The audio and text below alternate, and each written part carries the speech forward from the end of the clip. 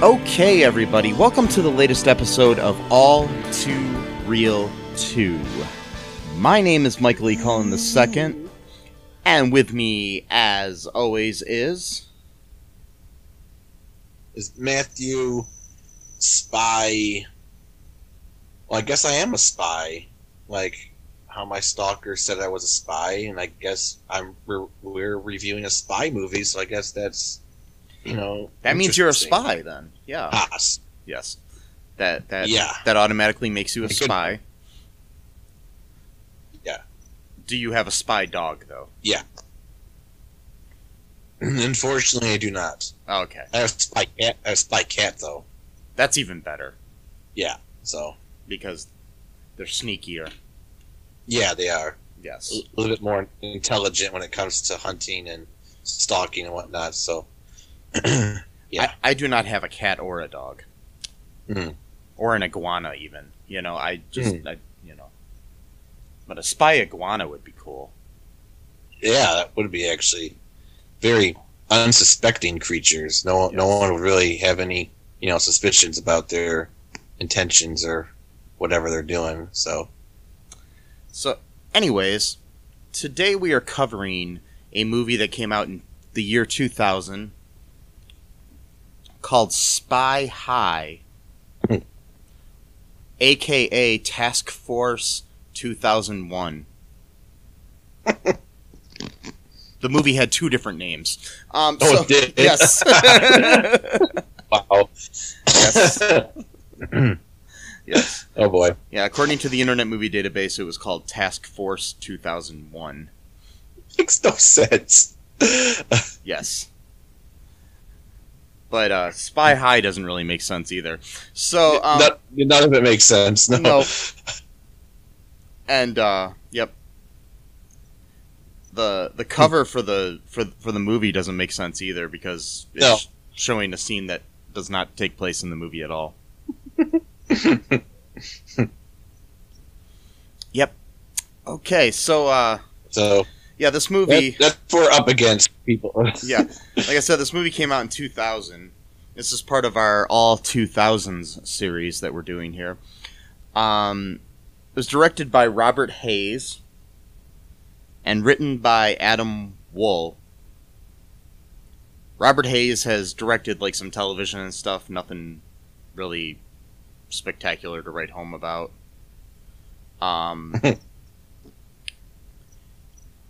And Adam Wool wrote this and the movie Search for the Jewel of Polaris, Mysterious Museum. It came out in 2019. And that was a TV movie. Yes. Yep. Which looks spectacular as well. Anyways, so what's going on in this movie, Matt? Oh boy, this is actually one of my favorite movies of all time. I think it beats Endgame, Citizen Kane, even all of the greats. E.T., Jaws, Star Wars, what have you.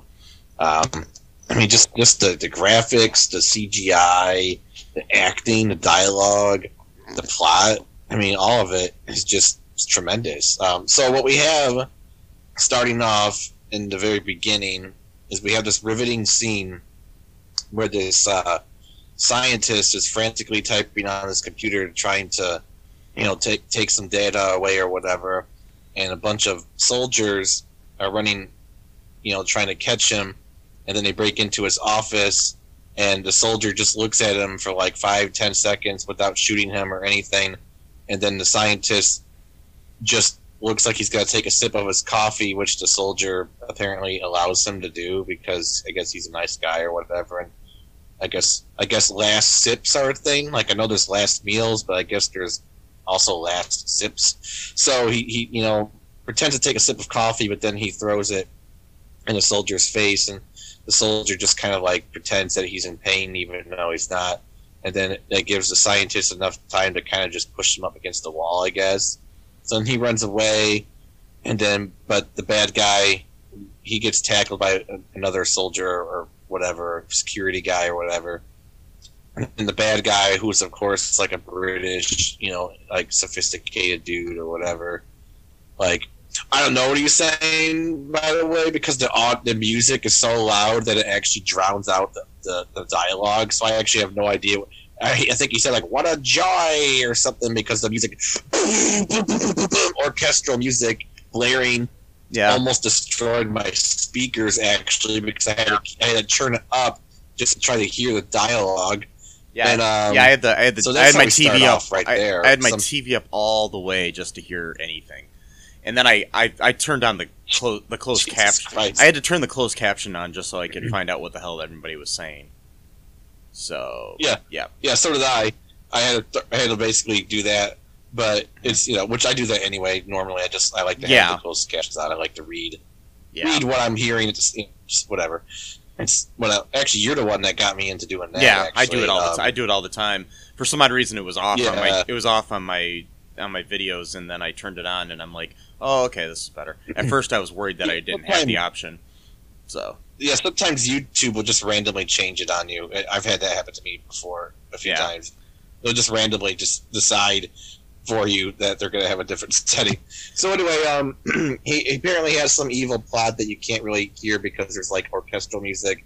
Apparently, like whoever worked on this set, there must have been like, my theory is that there was some feud between the musicians or the person who did like the music and like the person who did the dialogue. My personal theory, I have no proof for this, but my personal theory is that maybe they both liked the same person and had a crush on the same person, or maybe one of them was dating someone else, but then that other person was like also dating them or flirting with them or whatever. So then they were basically having like a mixing war going on where like one person would like make the dialogue like a lot louder than the music, and then the music person would like sneak in at night and change it, and basically they would keep doing this until finally the music person won because they were like the last one to do it before it like got released or whatever. What's that? This made up story you have here is more entertaining than the movie. Thank you. I agree. So after that happens, then we get this goofy teenager dude named Andrew who's on like his 2000 computer, and of course, I mean, it's so 2000. Like it's got like the whatever like person who came up with this idea, like what they imagined like computers would be or like the internet would be, and like people who are like into computers, like this is what it was. So like essentially, he's having like a Zoom call with like his online girlfriend who probably is in her 20s. He's 16 years old, by the way. So child with an adult female online girlfriend. Anyway, and he's like trying to flirt with her, but he's not doing a good job because again, he's 16 and he's kind of a goofball. And he's like, "Oh, your office looks like a little bit different, whatever." And she's like, "Oh yeah, it's a new job and everything. You're gonna like it." And he's like, "Why would I like it?" It's like, "Oh, because I'm the head of the game department or whatever, something." And he likes, computer games or whatever. And then she wants to send him the game again. Send him a video game in 2000 with dial-up modems, probably. Not to mention not sending someone. To mention the fact that they're doing a video call with quality of like now, like with better quality than probably the Zoom call that we're recording this podcast on right now. Yeah, which is just perfect. 21 years ago. Yep. Yeah. Makes sense. Yeah. I mean, nothing in this movie makes any sense at all. Mm-hmm. So they end a really awkward conversation, where she kind of flirts with them again, which is really weird because it's like, why isn't an adult who's probably, I doubt she's even in college because she's already got a job at some, place or whatever, so she's probably out of college if she even went. And so how do they even start talking to it? Whatever, they never explain any of this. No, they don't. And by the way, she turns out to be really important to the movie, and it makes even less sense once that part is revealed about her character of how this relationship even started. So yeah, it's really really interesting. And back to the audio of this movie. Yeah, really quick. So one of the most recent movies that we covered was Sleepover, where it sounded like they redubbed the whole movie. So you could clearly hear the dialogue to the point where it sounded fake. This is like the exact opposite. Like they didn't even bother. Like they could have redubbed this audio in the scenes that had bad audio. But yeah, but then there was that whole love triangle going on that you talked about. Well, yeah, exactly. Which I have no evidence for whatsoever, but that's my theory of what happened. Not to mention the fact that the person that mixes the audio is all the audio is probably just one person, and there probably isn't a music person and a dialogue person that mixes the final audio. He had a love triangle with himself and someone else. So he kept going back and forth, like, screw you, I'm gonna turn it off the music up. Fuck you, no, I'm turning up the dialogue, man. At some parts, I'd rather have the music up because the dialogue was so bad, but then the music wasn't that great either, so then it's like... No, it was like generic Mission Impossible sounding music. It was just so bad, but it was very repetitive. Yeah. The guitar solos were pretty shitty. I mean, it was, not that good. So she says goodnight, and then he says, see you later, alligator, after she already hung up on him or whatever. Yeah. And she sends him the video game on a dial-up modem. Again, a fully functioning video game, and then it downloads while he's sleeping, which again, dial-up modem, a video game. Uh-huh. Even with high-speed internet, if you're downloading a video game, it's going to actually take some time to actually, get it downloaded, all the way. So I just don't buy it. That would have taken days for that thing to download. I mean, I'm nitpicking here, but this is a movie where everything, is so futuristic. Because the original name of the movie was Task Force 2001, so that was in the future of the movie. Exactly. So the movie was actually supposed to take place in 2001, but then they're like, yeah, whatever. Yeah, future of 2001, which, yeah. Yeah, I don't know. But so what else happens after he wakes up? His dog is with him or whatever. He wakes up, his dog Rocky, played by Twister. The name of the dog is Twister. He gets a special credit in the opening credits too. The opening credits, by the way, seem to last forever. I know. I wanted to fast forward through it, but I was like, maybe I'll miss something.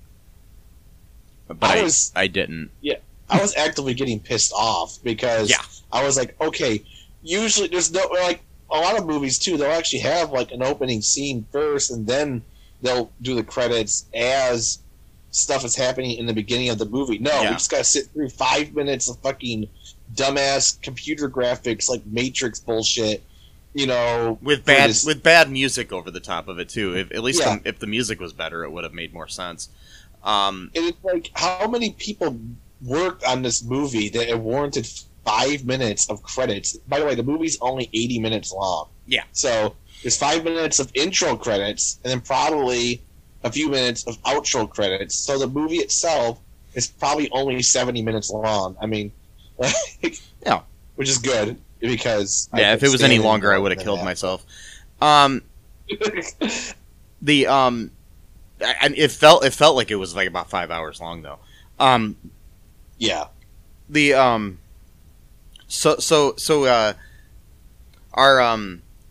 Our hero Andrew, played by Jeff Peterson, wakes up at in the morning, and he's gotta get to school to turn in his term paper or some bullshit.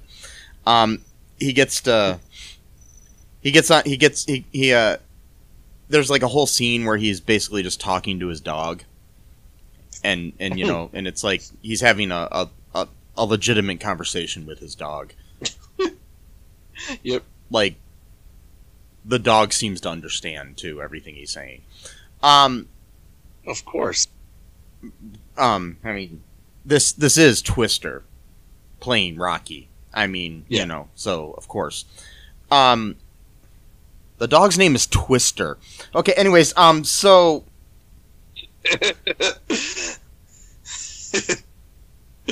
and they didn't keep it twist his tail like, and they didn't keep it as Twister in the movie. They should have just kept it as Twister. I'm sorry, but they changed the dog's name to Rocky, which is not a cool name. Anyways, yeah. You know, it's cool, but it's not a cool name for a dog. But you know, yeah. It's a cool name for a boxer in a Sylvester Stallone movie. But yeah, you know, or the name of one of my mom's ex-boyfriends. But wait, right. What? I didn't hear no dinner bell. Sorry.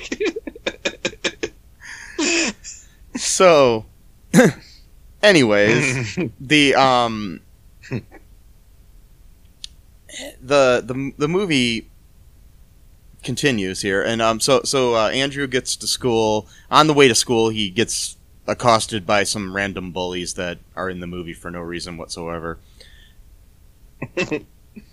because they're just there because you need to make him feel like an underdog or something. No pun intended to Rocky or Twister. Right, yeah. When I said underdog. You know, that might be offensive to dogs. I don't know.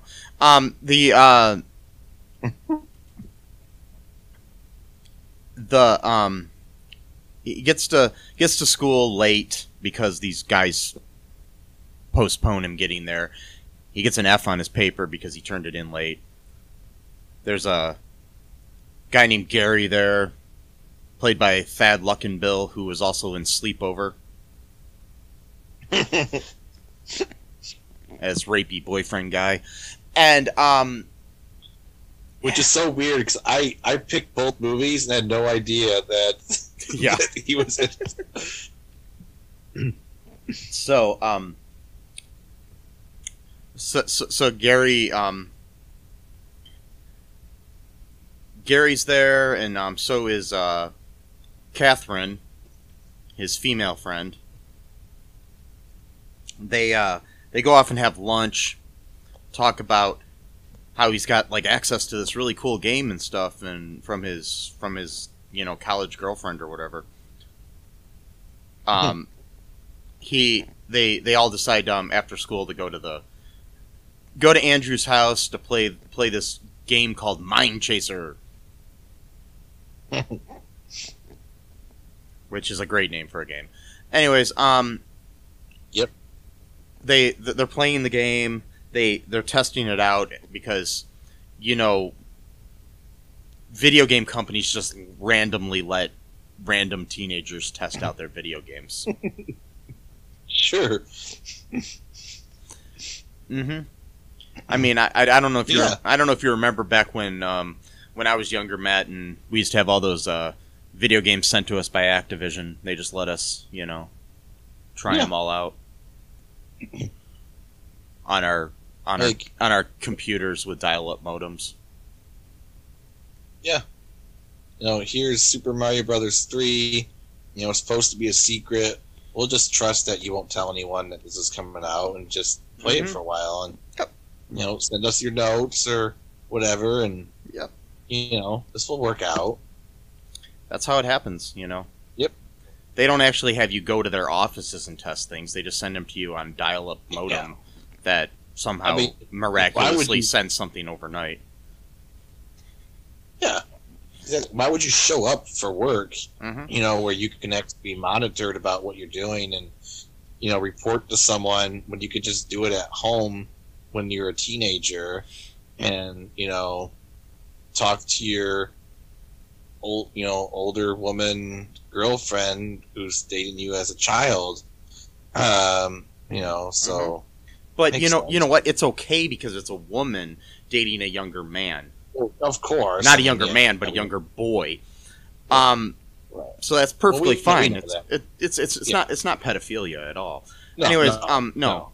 Yeah. no, not at all. Or concerning, So I don't think they thought it through. They with Uncle Buck. I don't think they thought any of this stuff through. no, like anything of this era.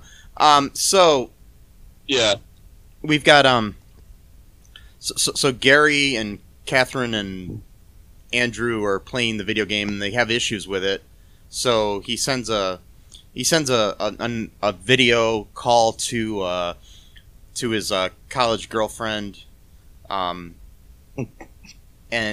she gets it later and then sends him some really cool hot mainframe access. Just some government mainframe. Yeah. Because all of this makes sense. Right. Mainframe. What is with the so many movies during that era had it was all about the mainframe. So many of them. What the fuck is a through, mainframe?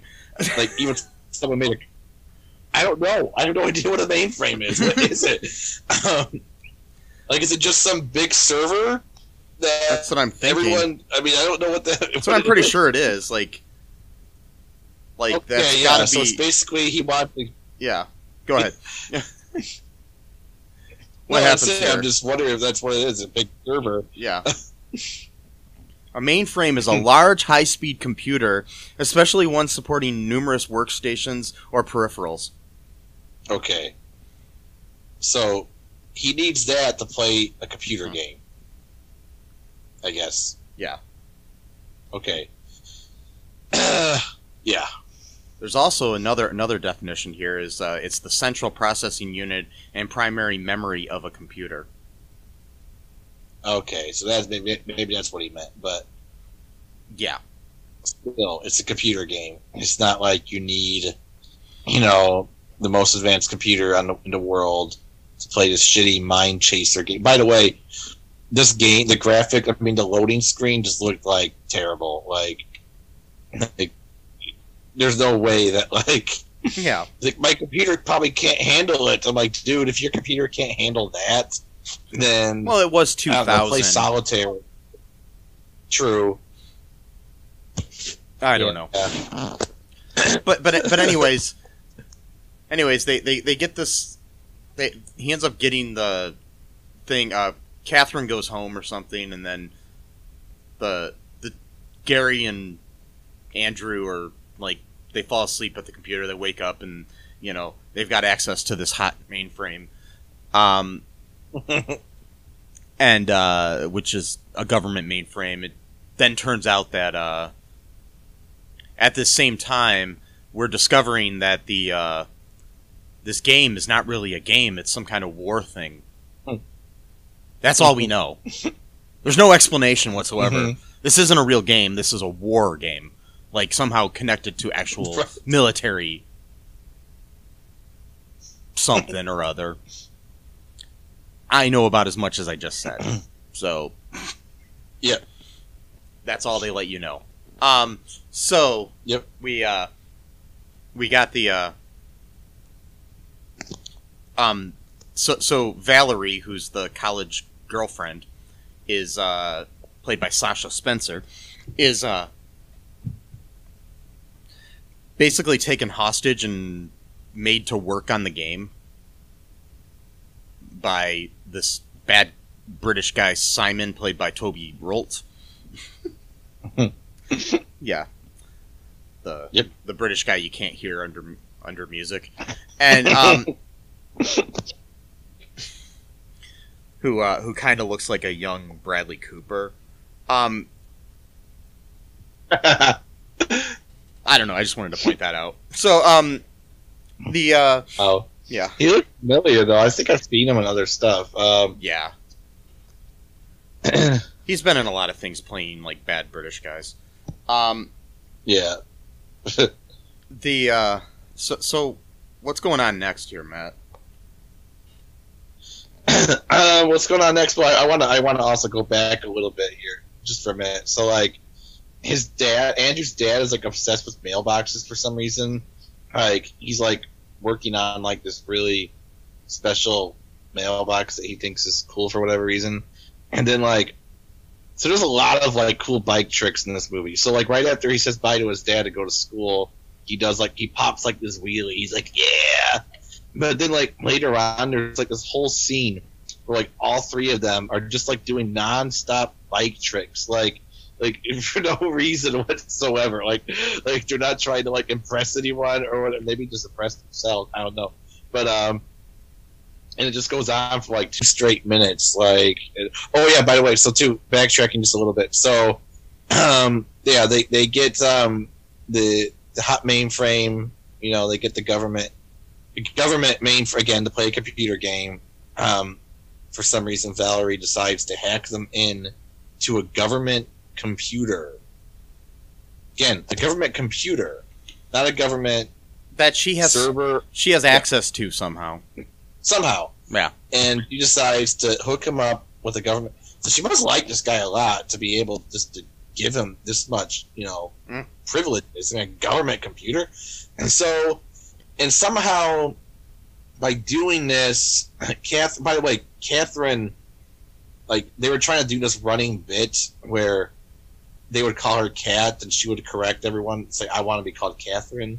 Like, she told it to Andrew, and then she told it to Andrew's mom. When Andrew's mom called her Kat, it's like, I prefer to be called Catherine. So, like, I guess that was, like, their attempt to, like, try to do some, like, quirky humor. But again, this movie, they try to, like, it's one of those things where they just like, throw a bunch of, like, shit at a wall just to see what sticks, I guess. And, sorry, that was kind of a crude analogy, but that's kind of how I feel. And so they were trying to do the whole quirky thing. Like, I prefer to be called Catherine. Like, oh, okay. And then, so they, by the way, the parents leave to go, like, to, like, his aunt's house or some shit. I don't know. So he has the house to himself conveniently during this weekend.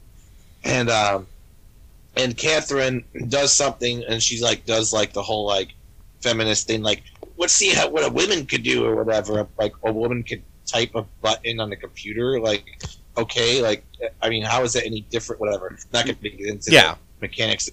But, and then somehow she started a laser show from satellites, and, like, these lasers look violent. I mean, they're not, like, there's no violence, but it's like, I mean, like, it looked kind of scary and jarring, like, how these lasers are, like, shooting down. Like, and no one else in the town apparently noticed this, or in the neighborhood. Like, but it does trigger the government. The government finds out, about the laser show. Well, I think they found out even before. Yeah, she did that. But they did explain. I did read the subtitles, okay, and they did explain where the lasers were actually coming from, and it was something to do with satellites being diffracted or I don't know, I forgot the word that they used, but so somehow the satellites were able to create laser effects somehow, and then whatever, and she's like, crank up the music, so they start playing like this generic rock music, and then which was better than like the orchestral theme music of the movie, but so kudos to whoever wrote that music, but so, and Catherine's like always like dropping like these really, really like heavy hints that she likes Andrew, and Andrew is just like a complete fucking idiot. Like, he never knows. Like, I don't think he's like even intentionally like ignoring what she's saying. I think he's just that stupid that he doesn't know that she likes him. Like, she called him a hunk. Gary, he called her girlfriend. Like, hey, you're up, girlfriend. Like, she's like, I'm not your girlfriend.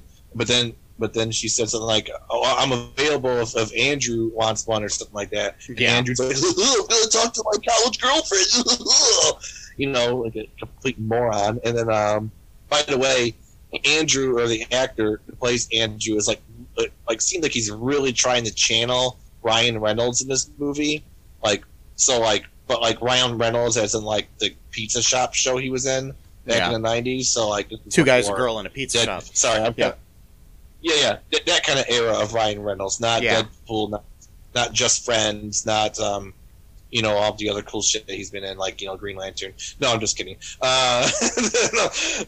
I love Ryan Reynolds. If you would like to be interviewed by us, I would really appreciate, because I actually really love Ryan Reynolds a lot. Like he's like my same-sex crush, dude. Actor crush. Anyway, sorry. Go ahead. I'm kind of rambling here. Do you want to take a break? Be able to take me off the. Do you want to take a break here? The track here, so. Yeah.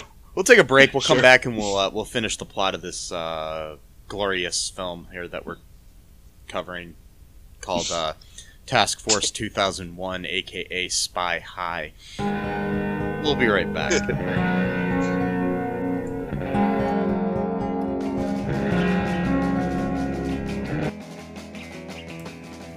What is Gen X? What is the silent generation? What do generations have in common? Hi, I'm Trish the Dish from the Gen X Voice podcast, and I invite you to listen to conversations I have with folks from different generations, backgrounds, beliefs, and experiences in an attempt to see what connects rather than divides us. Even though Gen X has been called slackers, Karens, or not mentioned at all in some cases, we are the bridge generation, so I feel compelled to do my part to destroy ageism by bringing all these voices together. And, as a bonus, each guest gets to answer some 80s questions at the end of each show. So download and listen to Gen X Voice today on Apple, Spotify, Amazon, or wherever you listen to podcasts. And let's see how much we have in common after all. Hi, this is Catherine, host of a new fashion podcast, The Real Fashion School Dropout. Join me as I interview guests every week in the fashion and beauty space, and we gossip on all things fashion and beauty, and even get into some personal stories of their journey in the industry. You can find us on Apple, Spotify, pretty much wherever you get your podcast. Hope to see you there.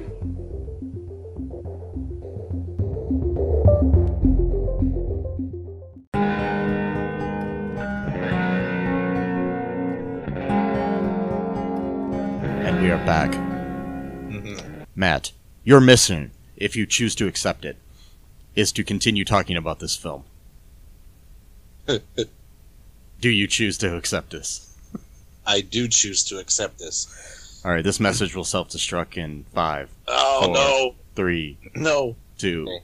Alright, I'll stop it. Okay, anyway, so, so, Spy High. Okay, Yep. So the next the next major thing that happens is the government finds out that they're in the government mainframe, or whatever the fuck it is. Some random dude that works for the government, for the CIA or something, finds out about this, and then he informs the kids that, they run into him, and he informs them that they need to work for him because there is such a high security at this place that he can't get any of his spies in anymore. And they won't suspect some random teenagers and a dog. It's a service dog. Like emotional. Oh, by the way, it's because it turns out Valerie is one of his agents. Yeah, that's why. Yep. Valerie. Yep. That makes sense. Is a CIA agent who's been flirting with a high schooler. Anyways, for no reason, and it has nothing to do with the movie. It wasn't because she was like working him as like an asset. Nothing. No. I just have a question for you, Matt. When you were in high school, did you or any of your friends have a hot CIA agent girlfriend? Unfortunately, no. I mean, I did have an older woman that was trying when I was a freshman. It's kind of creepy. Was trying to basically quasi groom me. I mean, we only had a few conversations, luckily, but no, I don't think she was CIA. So Oh, that's good. There was. Was she FBI? Yeah. No, I don't think so. NSA. Yep. Maybe NSA. I'm not sure. I'm not quite sure. Local cop. Would have been. Well, no, that would not make sense. But a mall security guard. Yeah, like Steve Carell's character in Sleepover. Yeah. Or Paul Blart. Anyways, yeah. So, anyways, she's working for the CIA this whole time for some reason that's never explained. So they decide that the agent, the CIA agent guy, says that he needs to train them over the course of a couple of days. Yeah, to be a spy. Yeah, but on top of that, this is a serious situation where this girl's being held hostage. Right. Seems like an urgent matter to me. And Yeah. I know you need to kind of train these kids to what to do, but we're going to take a couple days and let her just sit there.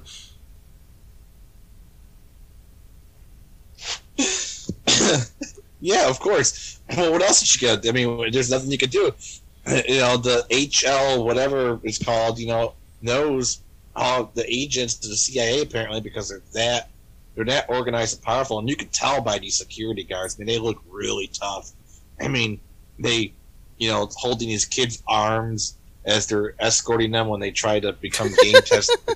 This is top-notch shit here. I'm just trying to figure this out too, is because the fact is that their only option to infiltrate this place is two nerdy dudes, a nerdy girl, and a dog. Yeah. I mean, it makes sense. Which I don't understand. How did Rocky get involved in this? Why did the guy make Rocky become a spy with the kids? Like Rocky was going to go to jail so the dog was going to go to jail because the kids. Well, again, the kids didn't even hack into the government mainframe. It was Valerie that did it for them. Well, he was in the room.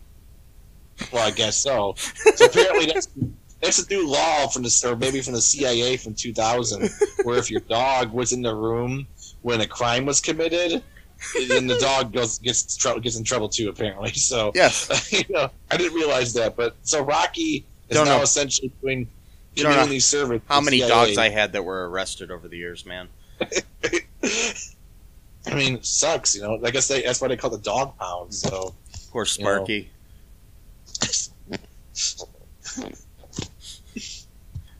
I miss him. Wow. Oh, by the way, what's that? Yeah, I said I miss him. I'm joking.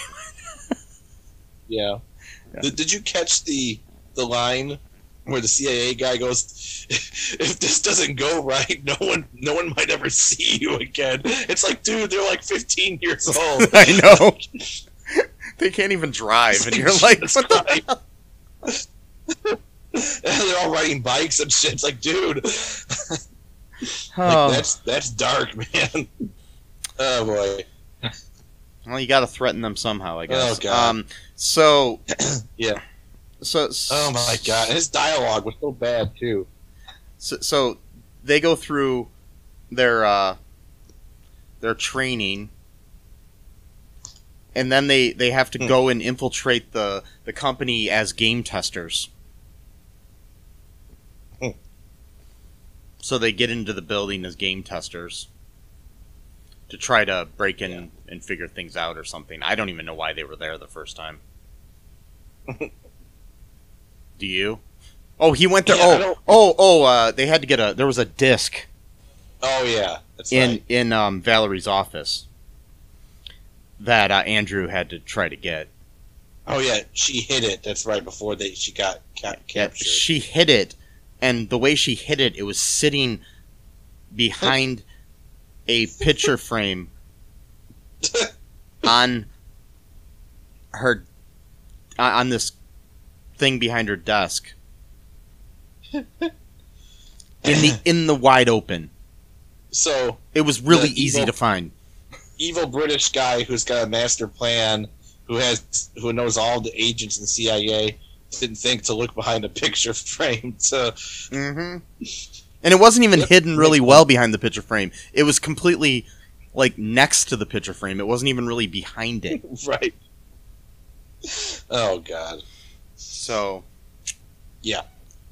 I don't know. Anyways, so Andrew gets this stupid thing. They, with the help of Rocky. Oh yeah, of course. Because the real hero of this movie is Rocky, and so they go off. What else happens here, Matt? Whatever happens after that, I'm trying to remember. I can't. Yeah, I'm still kind of blank. So they get caught. Well, Andrew runs into Valerie first, and then she's like, How'd you get in here or whatever? And he's like, we're here to rescue you or something. He's like, we can't do that or whatever. And then the British guy, I don't even know his name. Who cares? And then Simon. He's like, yeah. What's that? Simon. Is it Simon? That's right. Because he kept saying Simon Says. Yeah. Okay. Yeah. And trying to be clever and all this kind of bullshit. So like, by the way, just for like a really random tangent here, this one will not take long. But so like the dialogue in this movie is so terrible.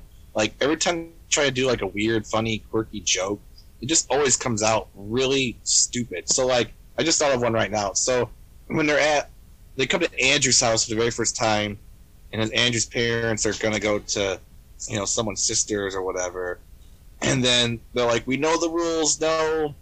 Blah, blah, blah, blah, no parties. And then for some reason Gary goes, what about the Republican Party? Like, is that a joke? Like, what does that even mean? It makes no sense whatsoever. It makes nothing. Like, there's no sense at all for it. Like, so, yeah, the Republican Party, which has millions of members throughout the country, cannot fit inside a single house. Yes, Gary, you fucking moron. That cannot physically happen. Oh my God, I hate that character so much. Anyway, so, and there were a few other lines too, like when the bullies were pestering Andrew for the very first time when he was late to class because of them.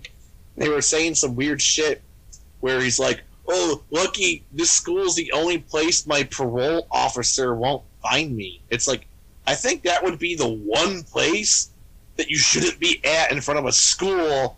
Like, what are you talking about, dude? Anyway, so I just wanted to mention that really quick. All right, so they get kicked out.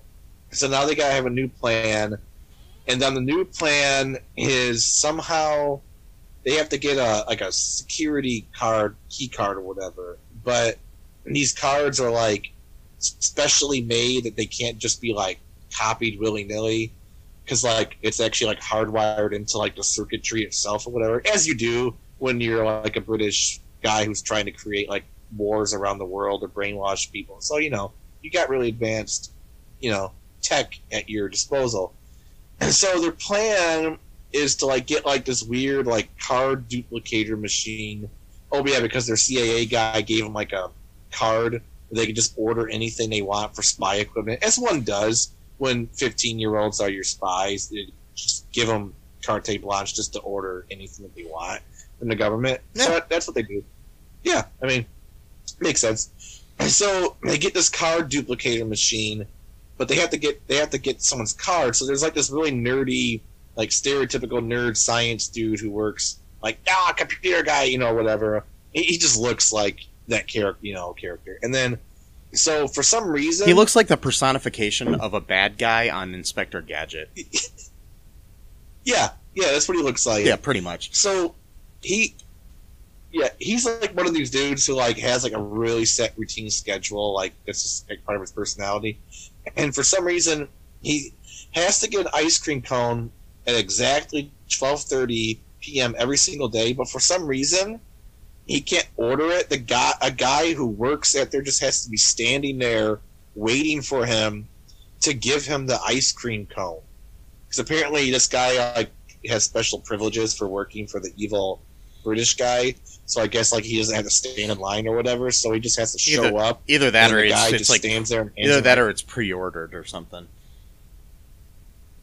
Maybe, I don't know. Yeah. Maybe this is like before Uber Eats. Well, hey, I mean this movie apparently has 2021 technology for computers, so why not have Uber Eats type of technology? Why not? Let's just go with that. So he also plays pinball from 12:30 to 1 p.m. on his break every day. So they got the idea.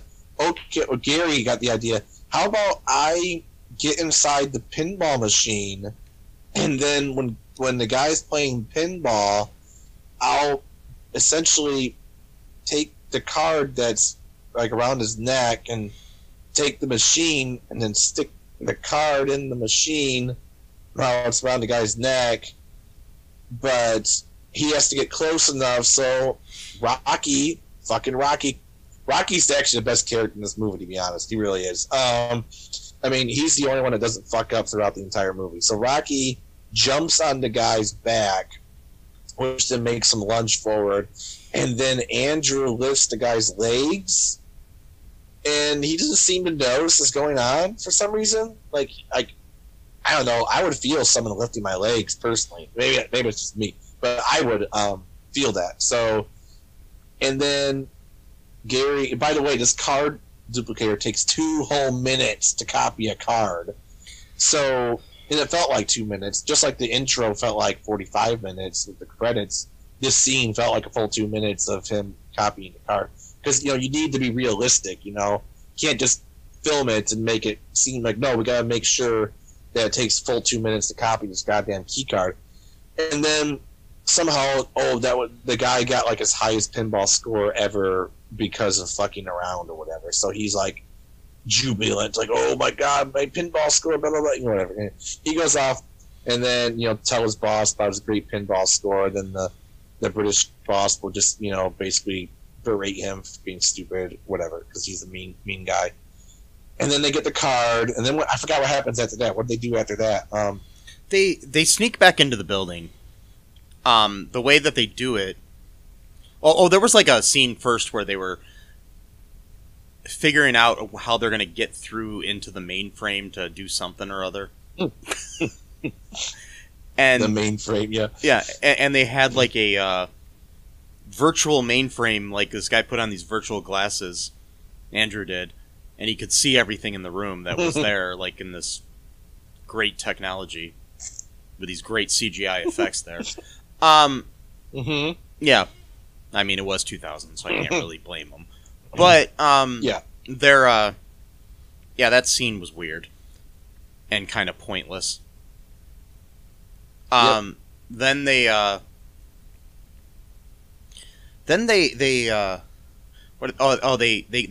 break back into the place.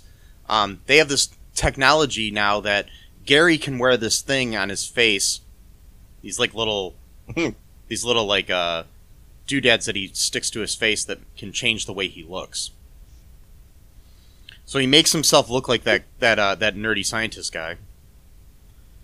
And they've got his key, and he's sneaking around the building, runs into Simon a couple times, eventually gets caught. I'm speeding through this a little bit because a lot of the shit that happened there was just pointless. Yeah. While this is going on, Rocky and Andrew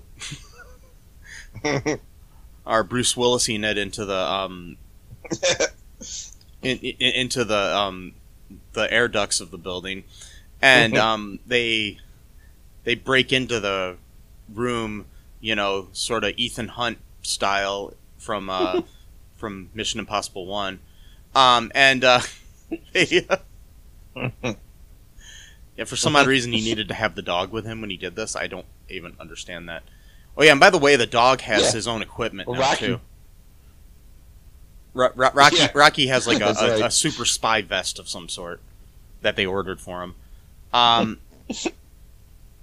he goes in there and he gets something out of the machine of the mainframe. I don't even know what the fuck he was doing because they didn't even really explain it. He or if they did, I zoned out. Because this movie was so riveting, I couldn't not pay attention. Anyways, It was too much going on. I mean, it was...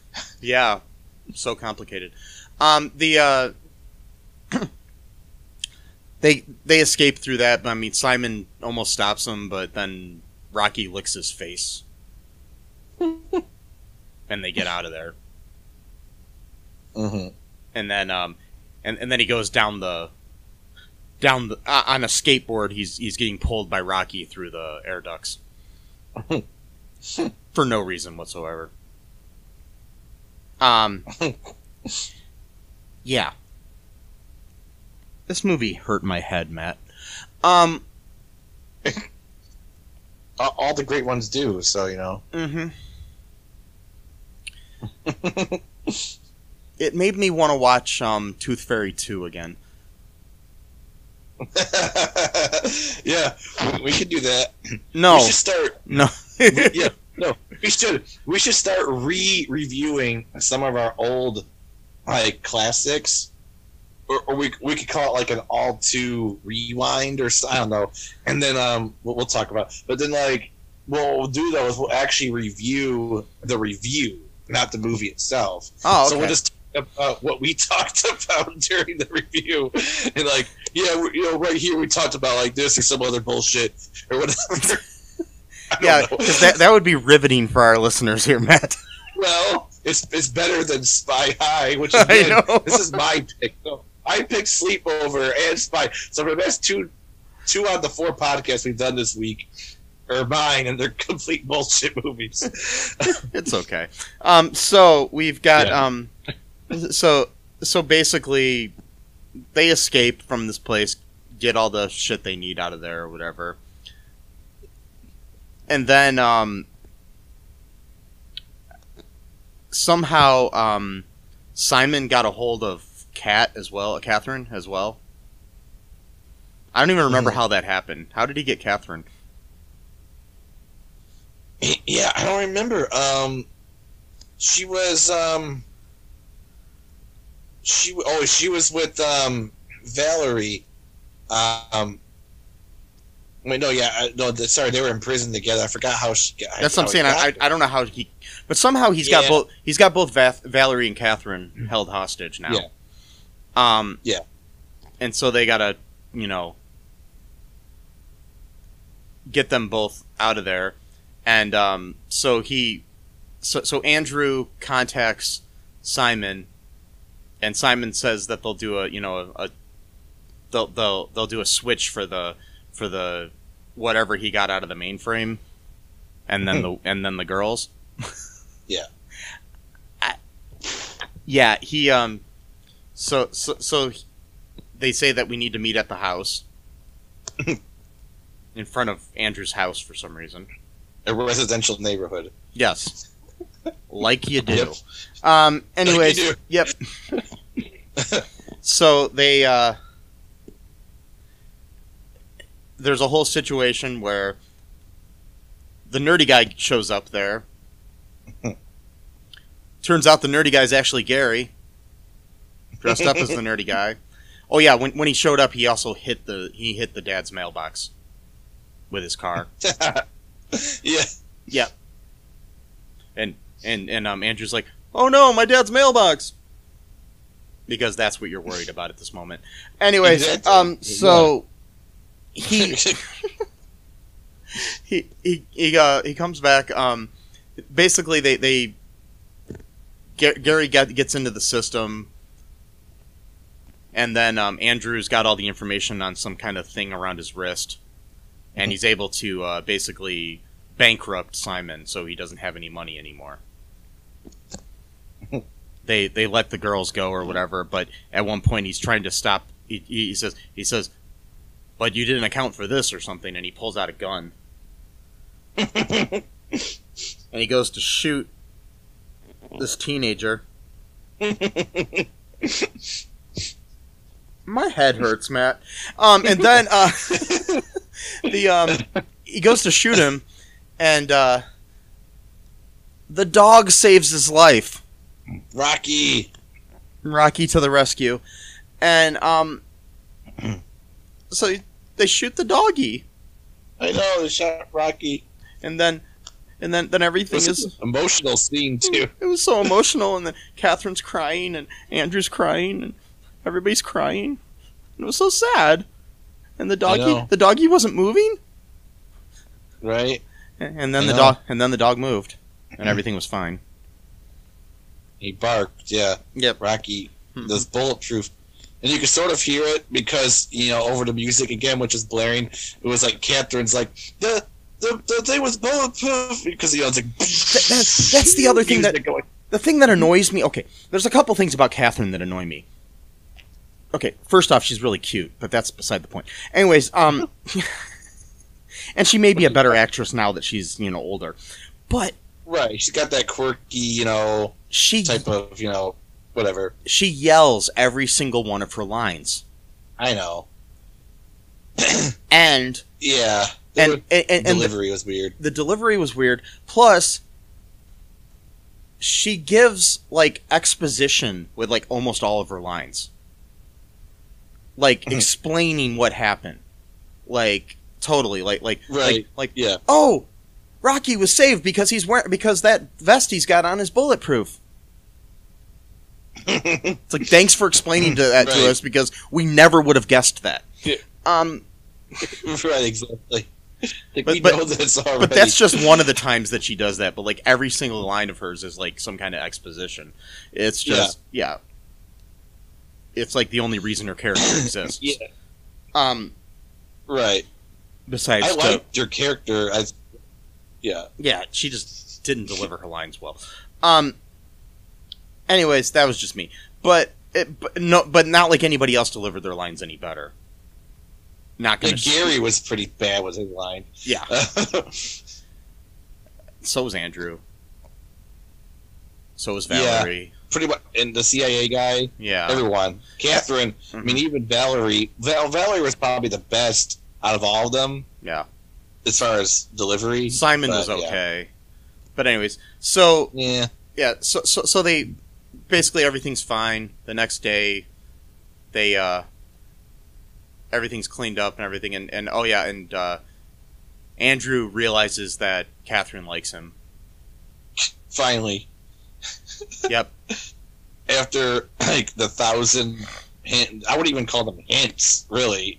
More like slap against the head. Mm-hmm. I mean, it's just calling them a hunk, saying, "Oh well, I'm available if Andrew's looking for a girlfriend." I mean, that's not even a hint. That's literally, just flat out saying, "Hey, I want to date you." Yeah, exactly. I mean, but he was too obsessed with this, overage college, older woman girlfriend, who was a CIA agent, who, again, should know better. I mean, not just from a moral perspective, but you're working for a government agency, so you have to suspect that you're probably going to be monitored, just because that just is what comes with the job. Not even if you're being suspected of doing any wrong. Yeah. I'm pretty sure after the movie she was sent to jail for... right. For propositioning a minor. And, I'm just sitting there thinking, that's not smart on her part. No. To be just talking to some random... And even if he was the one that first messaged her, an AOL or whatever, fine, but then it's hey, I'm a bit older than you, I don't think we should talk, there you go, end it, it's over.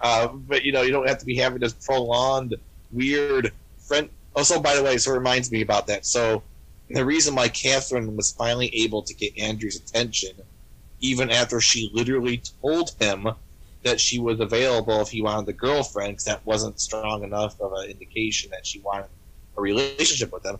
And so when she was in prison with Valerie, she doesn't like Valerie the whole time. She's always giving her the cold shoulder. It's hey, Valerie, type of thing, And then she's look, she did a total exposition with that. She even literally said, let me just spit it out so we don't have to dance around this or whatever, but great. So she's going to just reveal the whole subtext, you know, like.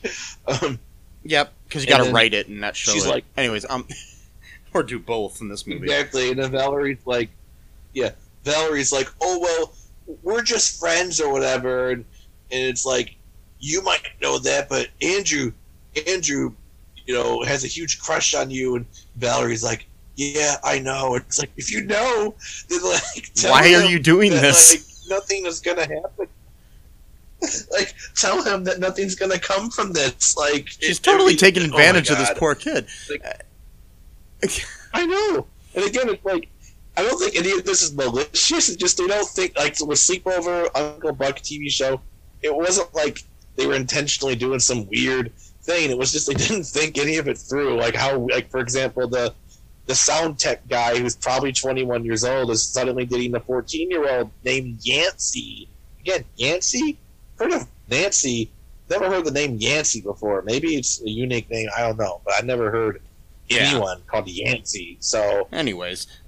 anyway, sorry. I know I'm kind of nitpicking the weird parts here, but oh yeah, and I forgot the way the movie ends too is the CIA agent that's been helping them. Basically comes onto the computer at the end of the movie after they erase the last copy of Mind. What was it? Mind whatever. Minescraper?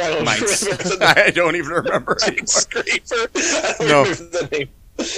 But Mind Chaser, maybe. There There it is. Yeah. Mind Chaser. Yeah, they erased the last copy, and then he comes on the screen and says, I have a mission for you guys if you want. Like this was setting up either like a TV series or a movie series that never happened. Oh, I'm surprised that didn't happen. God. Oh God.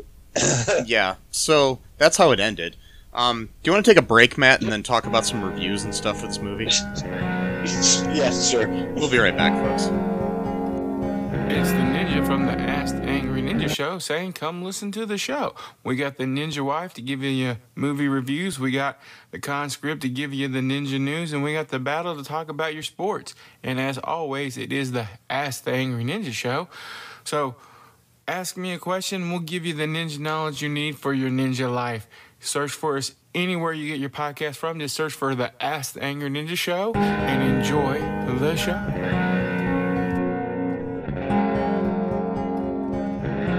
And we are back.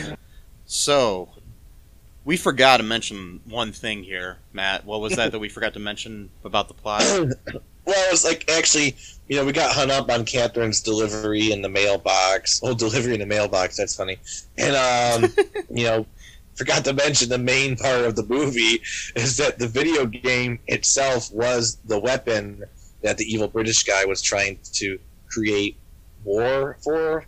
Which, again, actually, I'm not sure how it was going to create war, because the game was supposed to be a mind control game that would just make people do whatever that the game wanted them to do. So why would that necessarily lead to war?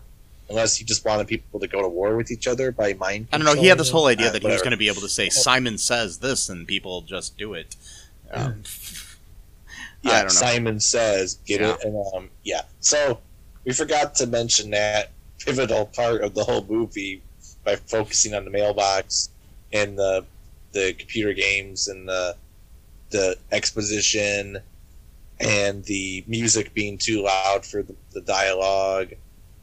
Anyway, yeah, so that was Minescraper or Mind Chaser, whatever bullshit name it was, and Yeah, so here are some reviews from the Internet Movie Database about this movie. Guess how many reviews of this movie there are on IMDb, Matt? I don't know, 450, maybe 50. 2. There's 2. Wow. So the first one is a 4 out of 10.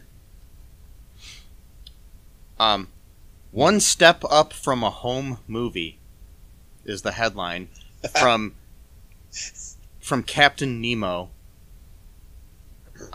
This was posted on August 10th of 2005. Very amateurish, slightly dull spy comedy. Tries hard, but the casting is strictly off the street. Whatever that means. Oh, I mean, like, probably just random people off the street. Yeah. The writing is schizo, which is kind of I don't like that word. But anyways, Yeah. I'm just reading what they said. So, just letting you know. One character goes from being a straight D student to a computer nerd in a blink.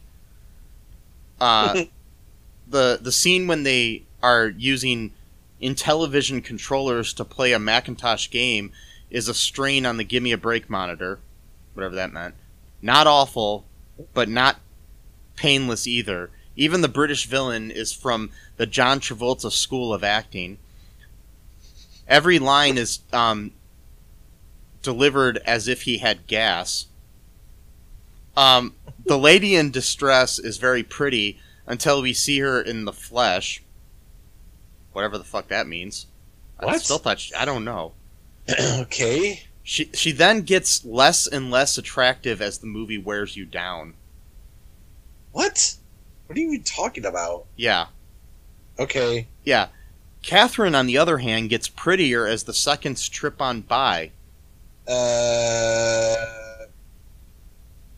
Okay, she's 15. Well, the actress playing her probably was like 20-something when, I don't know when. Oh, yeah, exactly. So, 35. Yeah.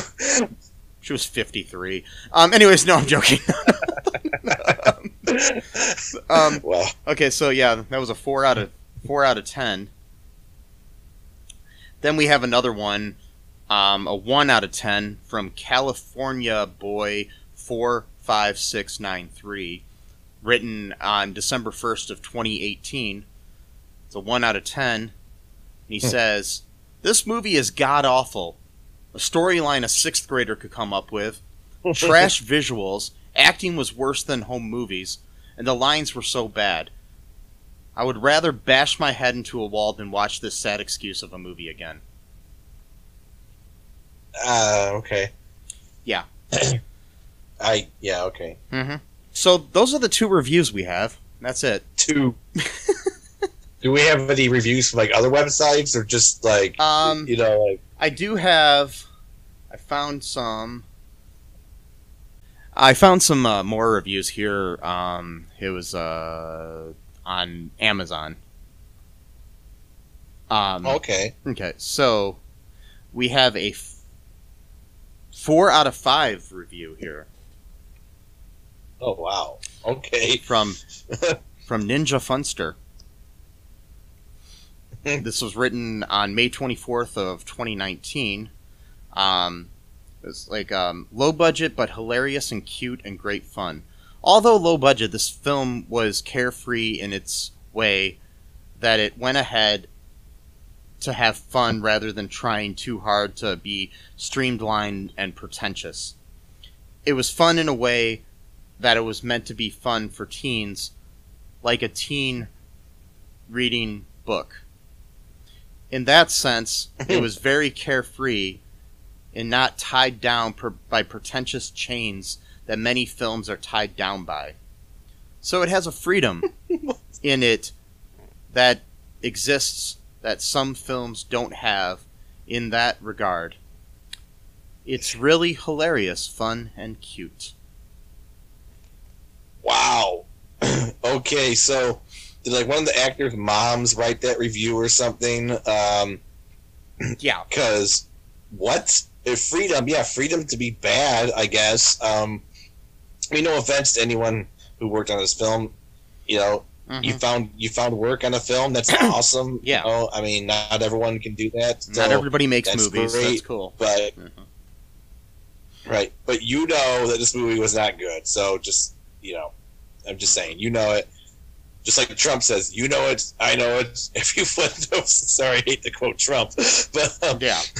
But you know, so here's another 4 one. out of 5. Yeah, here's a 1 out of 5 Okay, good. by Queensboy, written on November 13th, 2017. Watching someone lance a boil would be more entertaining. It's not as easy as you think for a film to be bad in every way. So kudos to the people who made this for doing what I thought was impossible. Here's a 5 out of 5. Oh my god. Written on November 17th of 2017 by Panda. Excellent movie. This was a well-made movie with a great plot. The acting of all the actors in the movie was excellent. The videography was excellent. The sets and costumes were excellent. The plot was interesting. The characters were likable and interesting. The dialogue was very good. How wonderful for a movie to have this quality.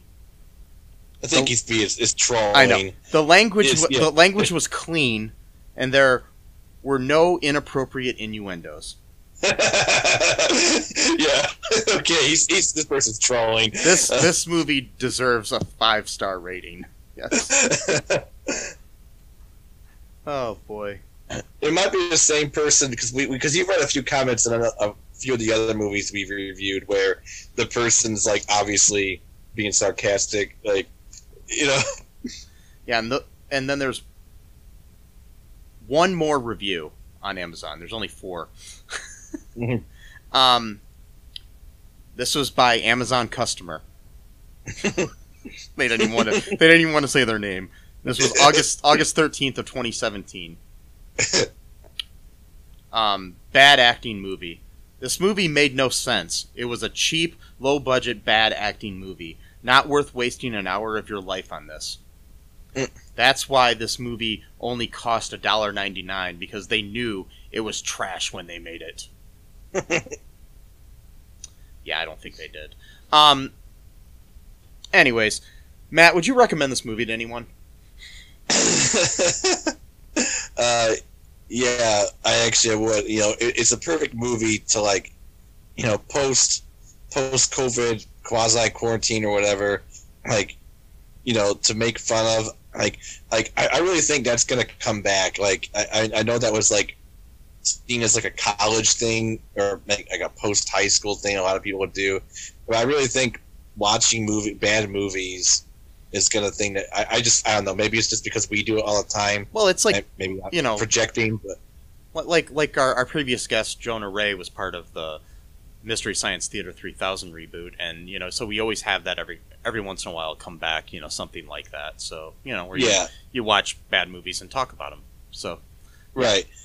So, yes, I would actually really recommend, like, you getting, again, you know, safely, but like get together with some friends or your family or whatever, and like this would be a bad movie.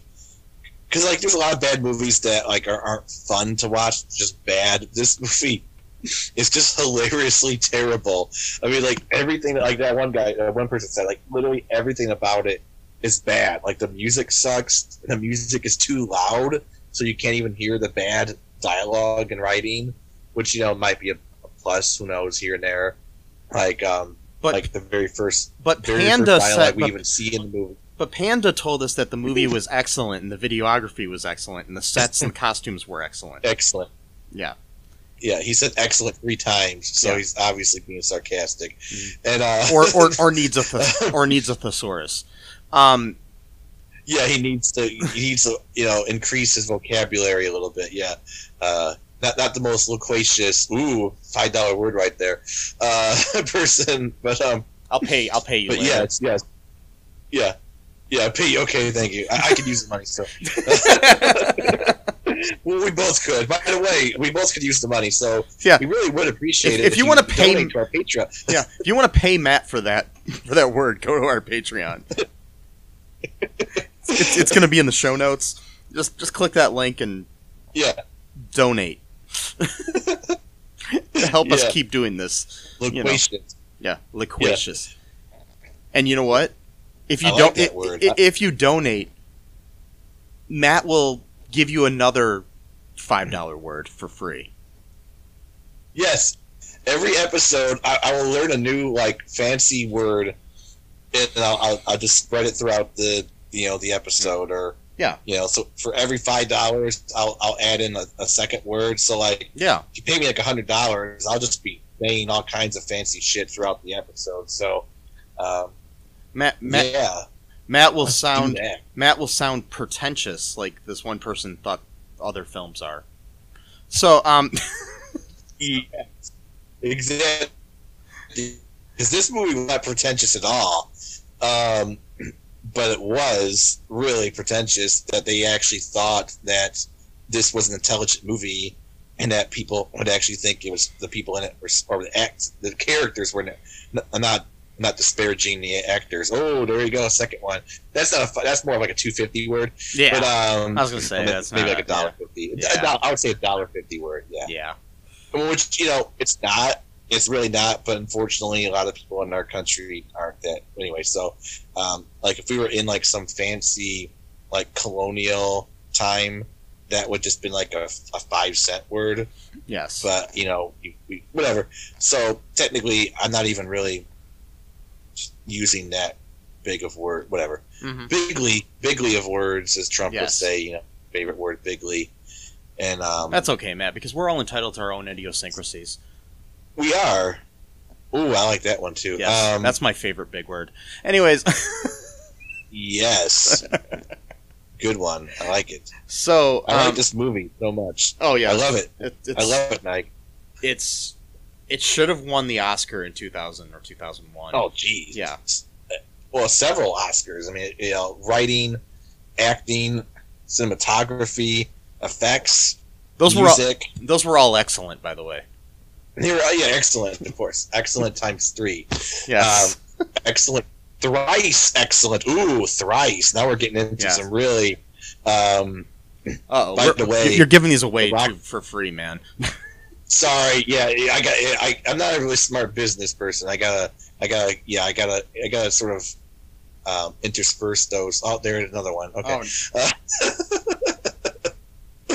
Oh, Matt. Yes, Mike. Yes. Oh boy. Your determinedness to keep doing this is just. Anyway, so make sure you check out our links that we have in the show notes. Check out our Patreon. Let us know what you thought of this movie. Send me a message at mike@cullenpark.com or go to our Facebook group, the All Too Real 2 podcast group. Check out the Cullen Park Twitter, Instagram. Check out cullenpark.com. And, if this is still during the pandemic, make sure you wear a mask. Mm-hmm. And wear a condom.